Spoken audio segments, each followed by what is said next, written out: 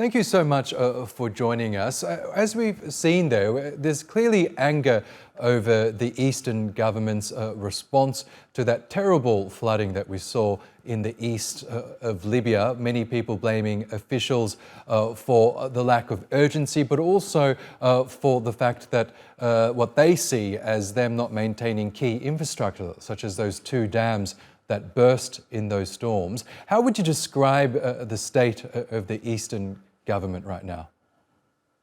Well, there are multiple authorities when we talk about Eastern Libya, because we have, yes, a rival government based here, and it's an executive. Then we have a military coalition, which is the LNA, and then we have the parliament headed by Aguila Saleh. So we can't talk about one government in a general sense. And what's occurring, as far as I can tell, I was in Derna, I'm still here in Eastern Libya.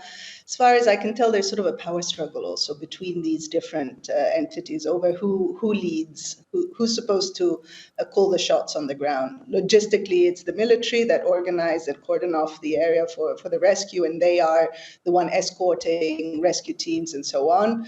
The government officials in the east, the executive headed by Mr. Hamad, is also coordinating a crisis cell. But these images that you're seeing are mainly directed against the head of the parliament, Aguila Saleh. I feel that there is an attempt by other local authorities to channel anger towards Aguila Saleh, also as a means to deflect the anger away from themselves. And there's also the issue that Aguila Saleh sort of approved a reconstruction budget, and many fear that just the intention behind this is just to embezzle funds. So the situation is tense between these various entities, but the public anger, let's say, is being told to be channeled towards Aguila Saleh. And what about the potential humanitarian crisis that could unfold as a result of the floods in Derna? As you say, you are in Derna right now. What have you seen on the ground there? Are survivors getting the support they need? What are the holdups to them getting aid? No, the aid is pouring into aid, like humanitarian aid is coming into Derna. When you drive into the city, you see truckloads coming from all around Libya and organizations around Libya, but just ordinary people from 1,000 kilometers away, just jumping into a truck and delivering water, soap, whatever, food stuff.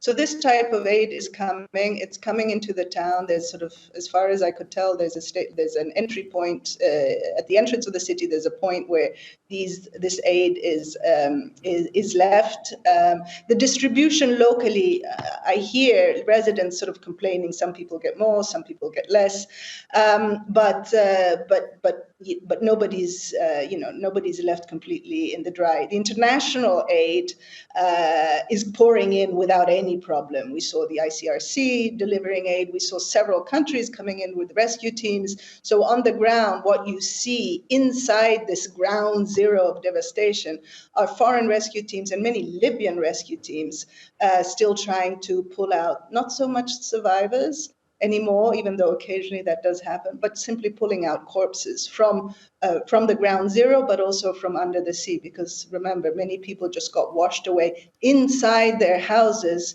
and inside their houses, they just got pushed into the sea, and they're currently under the rubble still, on land and underwater. Okay, Claudia Gazzini, we will have to leave it there, but we will, of course, be monitoring the recovery and reconstruction effort in the weeks and months ahead. Thank you for joining us. Thank you.